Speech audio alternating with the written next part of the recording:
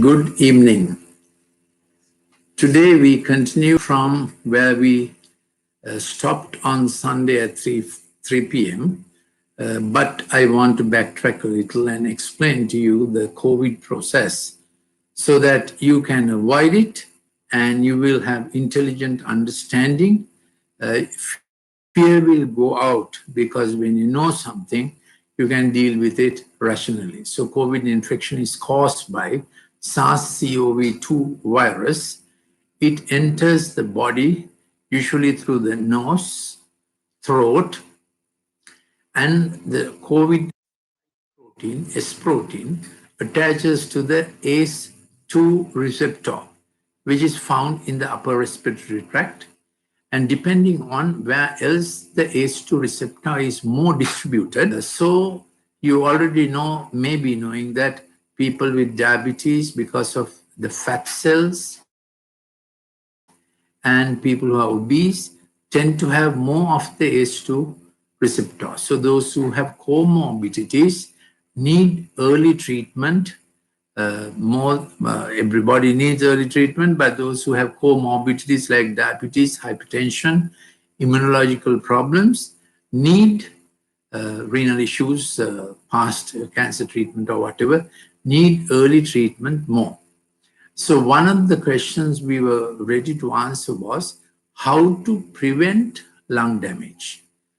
For that, you need to know the process. So when the virus attaches, viral spike protein attaches, and it begins to multiply in this, and it begins to move from cell to cell without coming into the what we call the interstitium. That is, between cells there's a space where antibodies work, but this virus goes from cell to cell through a connection called the syncytium. Now, some common the process is, so once the virus starts infiltrating by antibodies of the body, initially there are natural killer cells, T cells that also engage, but antibody response develops. So then what are the initial features? In this present scenario, in this present season, they found that some people get worse within 4 days, the lung gets involved.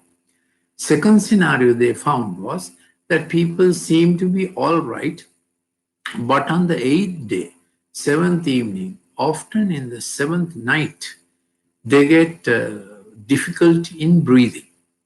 Now, how can we prepare for the moment that difficulty comes on? That difficulty meaning that the lung has got involved, the first throat gets involved, then down the track it gets involved.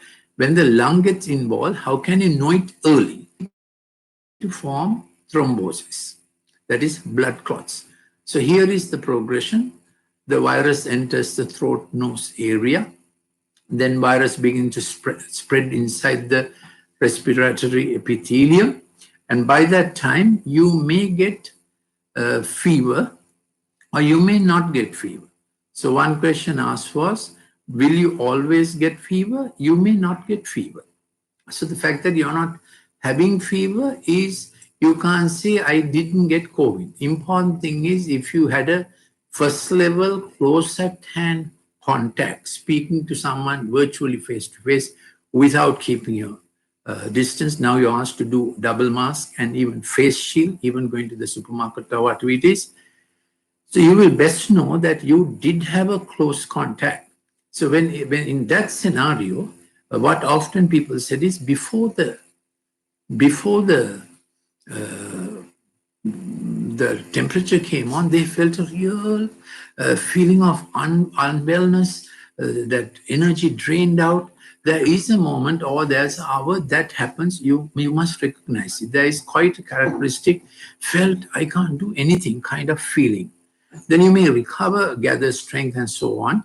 Now by this time you would have done steam inhalation, done your kottamalli and don't you know, done your citrus fluid and different things. But you would have had this feeling of hopeless. Then some people say mouth became very, very bitter, and some people say lost the appetite completely.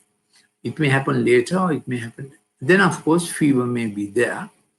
Then we come to the point where you will start a throat scratch or so on. So if in these days, if you have fever and you get a throat scratch, you have to think COVID. Now, about 3-4 months ago, there was a little infectious mononucleosis. That's another old viral disease that went around, which gave a sore throat. And some people, when they went to do the PCR test, it was negative. So it was a different kind of viral thing. Then about 2 months ago, children were getting a upper respiratory tract viral infection, which was also not COVID. But these days, when you do have an upper respiratory thing and gets fever and a throat scratch, you have to first think COVID. Now, a lot of sneezing is usually not a part of COVID. So then we are looking at this feeling drained out to then there may be a time had no fever, and if by the 5th, 6th day fever picks up suddenly, or if you had low-grade fever and fever came on fever went very high, then that is an indication that you are getting into the dangerous phase of lung involvement. So this is what you have to watch. This is what you have to watch, that lung involvement, to recognize it early.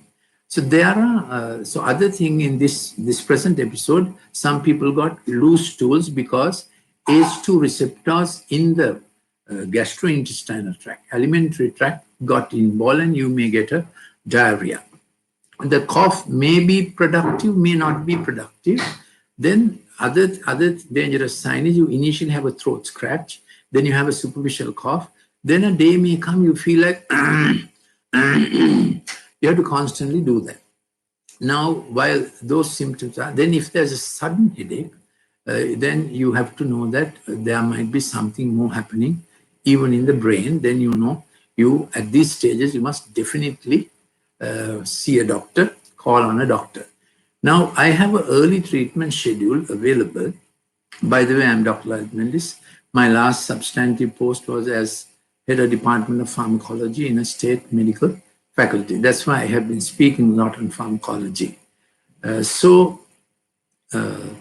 you need to see a doctor. Now, if you send your doctor's telephone number to me, I can send him certain medical details that he needs to be aware of. Some of those medical details I won't be able to give to you. What I can give to you today, I will give. If you send me a WhatsApp to my WhatsApp number, 076 313 4800. 076 313 4800. Please don't call me, I will not answer. Just send a WhatsApp number. Of course, you can send it to the, any question, you can send it also to the email that you registered with. Now, there's a response sheet available in this webinar form. So you can put your questions down there and they will appear before me, so that I can ask some of the questions. But I want to keep the timeline so that let's progress. So we were at the point that if a fever spike or headache or that cough getting going deeper are danger signs. You must definitely consult a doctor. And with the first sign of fever, when COVID is suspected, there's an early treatment regime available. Now then, next stage we want to get on to is what you can do early. As I told you, the headache is also a danger sign. What you can do early is the usual citrus fruit. Someone has asked what you can do to boost immunity. You must take vitamin D, either a monthly dose of 60,000.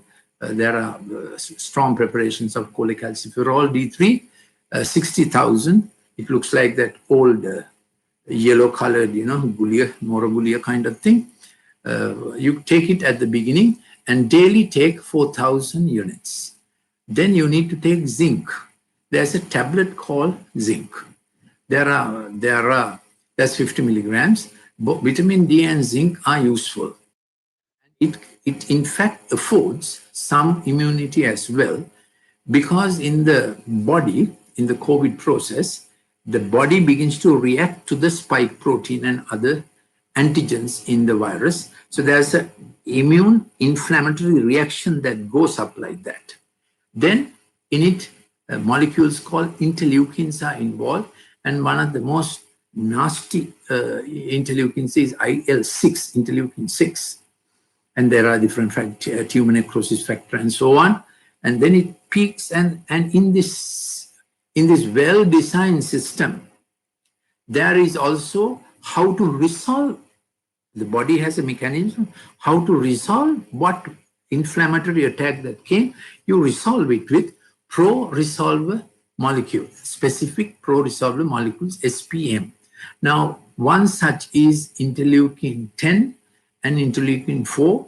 Those put down the unnecessary action. You know, it's like a fire. It's like a firefight with the foreign antigen, but it must go down. That go down process, which is called resolution, resolver molecules, are dependent on vitamin D. So taking vitamin D in the acute attack and even before that is a way of ensuring that you don't go into the bad part of the COVID reaction. That is why vitamin D and zinc are very useful too.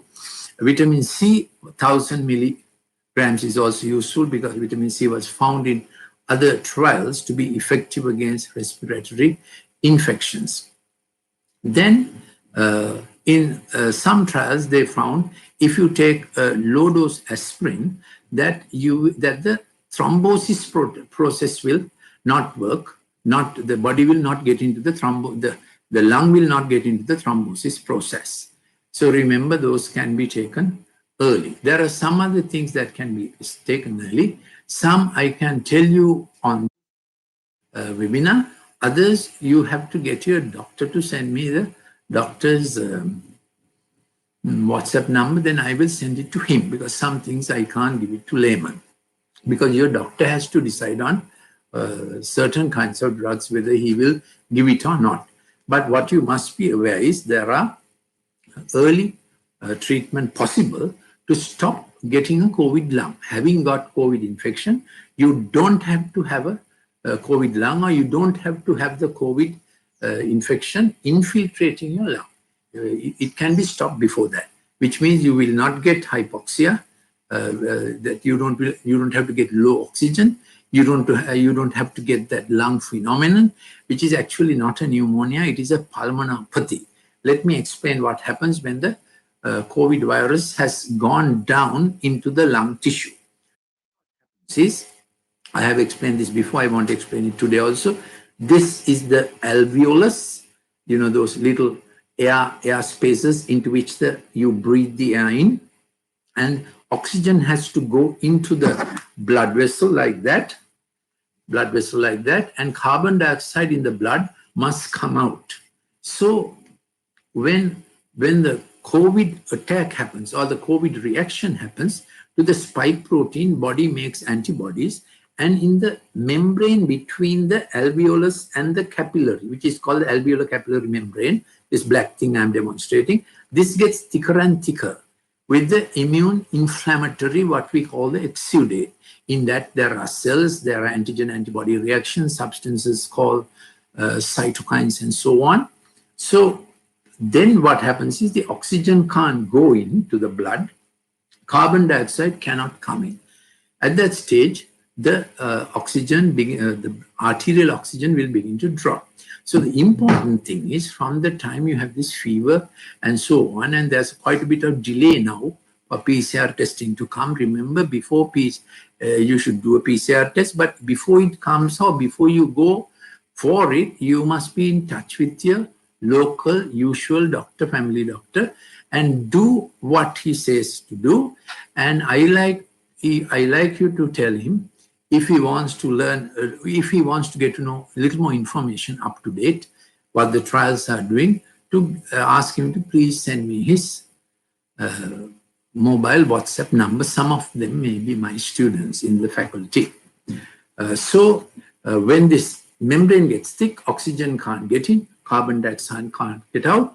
That causes the first part of the COVID lung problem.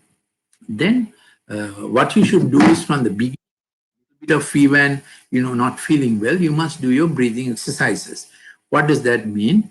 You take deep inhalation, deep breath, and start counting 1, 2, 3, 4, 5, 6, 7, 8, 9, 10 in that measured way. So do that even 3 times a day. So on a certain day, I told you, especially some people get worse on the 4th day. Some people are all right seemingly, but on the 8th day, usually 7th night, they get into problems and find breathing difficulty. So before that happens, you can keep counting like that. So at one point of time, you will find that you can't count up to 10. Then you know the problem has begun. Or you may find climbing the stairway, you feel a little breathless. Or doing your normal homework, you feel a little breathless kind of thing. Then you know the lung is getting involved. So when that part of the lung involvement happens, the initial stage, if you take a drug called doxycycline, now you can't take drugs. Doctor must order it. And that old antibiotic has certain immune effective action against the interleukin-6. The greatest troublemaker is this IL-6. It causes the lung. So there's a legitimate, for our defense, a body action of immune inflammation. But when it goes to overdrive, it is called the cytokines, those molecules which were supposed to protect us from the invading antigen, the COVID spike protein. Those molecules that are formed begins to attack the lung tissue. So when the ACE2 receptor inside the capillary wall, which is called endothelium, is attacked, inside the capillary wall gets damaged. Inside the capillary wall gets damaged, and at those points, platelets and other thrombosis forming phenomena happen in the lung. At that stage, the hypoxia gets bad. The oxygen suddenly drops. You get breathless. So one intention is to prevent that happening only with the legitimate immune reaction. For that, there are immune modulators that can be given. 2 very well-known immune modulators, which were old drugs used for different purposes. Now they are repurposed for this purpose.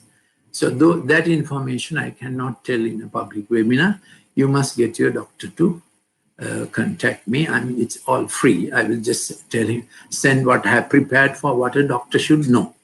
But what you can know is that you can check with him that there's you heard like this old drug called doxycycline. If you give, when your doctor prescribes that, it will prevent this lung thing getting worse and worse and worse. I also mentioned low dose aspirin, the simple thing that people take for heart treatment, that is also effective. I have already mentioned vitamin D, where zinc and vitamin C are also useful.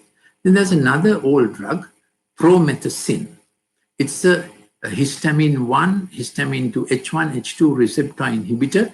What goes on in the lung tissue will be put down by that. Promethazine, 25 milligrams twice a day can be taken. That also, when taken early, protects the lung damage. Why should you prevent the lung damage? Because if it goes on and on, blood clotting happens inside the capillaries of the lungs. Then at a certain point, a cytokine storm happens, and then antibodies formed against the viral spike protein will go and attack other proteins in the body in other organs, and then it becomes what is called a disseminated attack. And in different other organs, there can be clotting happening. Then it's a very serious stage. At that stage, when you go to hospital only, doctors will give a drug called dexamethasone and blood thinners, but that is hospital treatment. You don't attempt that outside. So now I am only telling you what a doctor can do for you outside the hospital. So before you need hospital treatment, how to prevent the COVID damage is the emphasis of this seminar. So I think I have told you those things, the basic timeline of how to prevent lung getting too involved, how to prevent the blood clotting phenomenon of the lung. Then, of course, we are all very conscious that you have to prevent that blood clotting nature developing in other organs like the kidney or the heart or the brain or the pancreas, and further damage of organs must be prevented. But today's talk is about the initial prevention of the lung damage and the clotting phenomena in the lung. So that's about my talk today.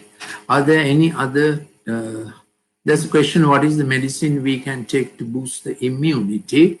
It's not medicine really. It is what you daily take, and Kothumali is known to be quite good for immunogenicity.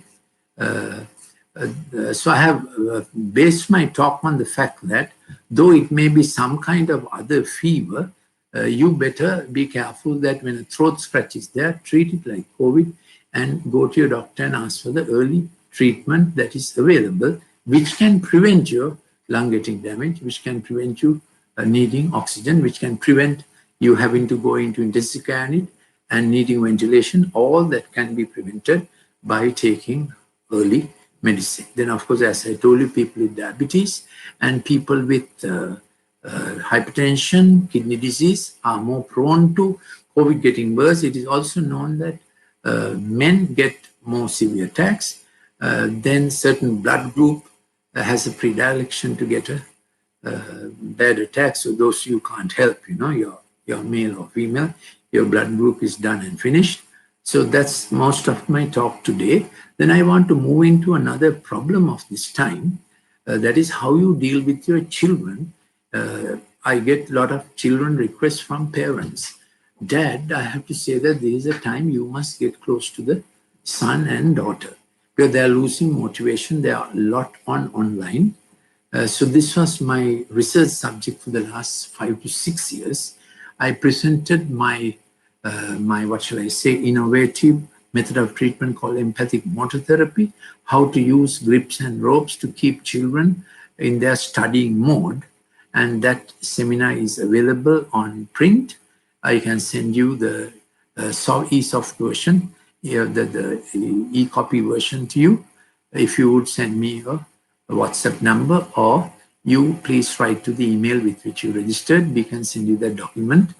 Then I have many clips on how to handle children, their sleep time, meal time, how dad needs to coach them now, keep a happy family hour at 7 p.m. The keeping children's motivation is very quickly five golden laws of the digital screen.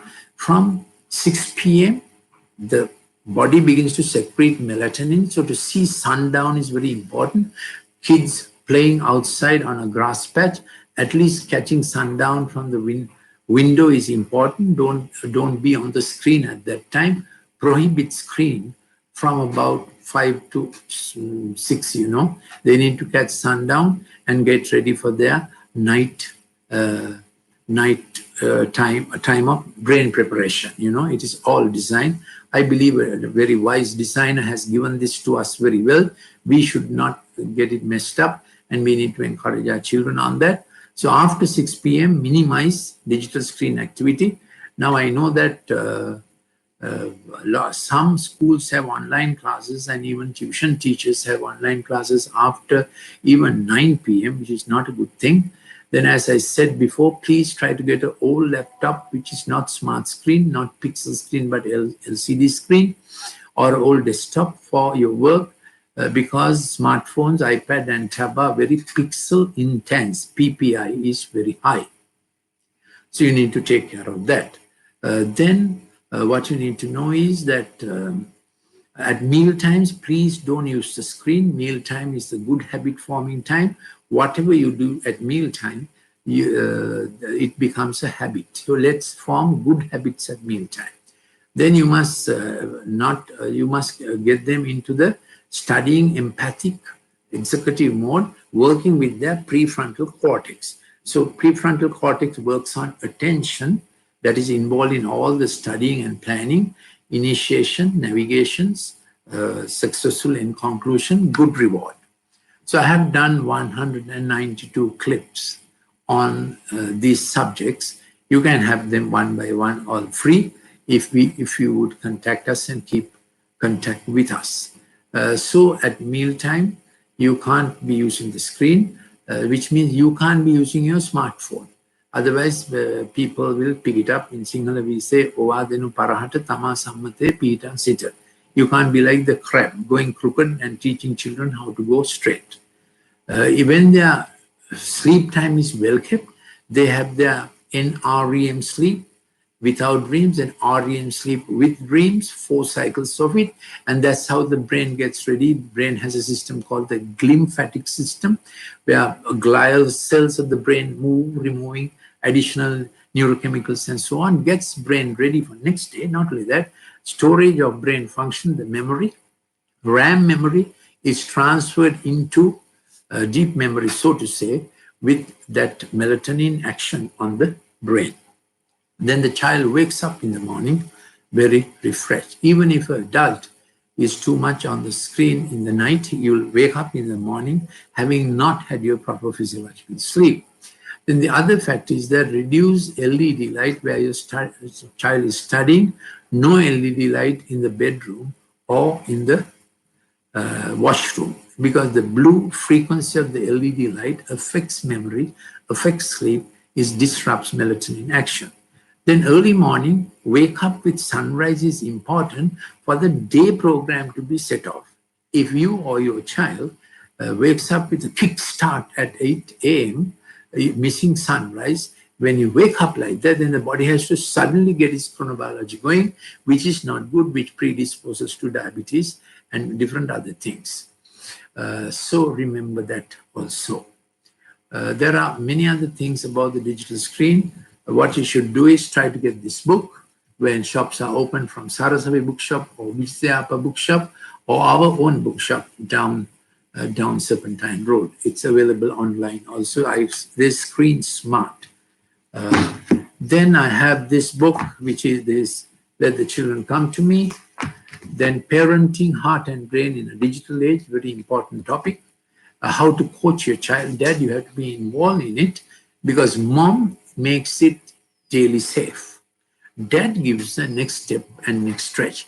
This is an important subject parallel to COVID, because so many children are now having to do their studies online. Then I have, this is on right learning and recovering childhood. The foreword to this is written by Warden of St. Thomas's, my school, and also by the dean, former dean of the medical faculty. So that's about it for today. If you have any other questions, you can always fill the form below the webinar registration. Write your questions there. Please explain how to take vitamin D3, 4,000 milligrams daily. Once you take the it's not milligrams, it's international unit. Once you take the 60,000 international units for the month, you can top it up with 2,000 international units daily.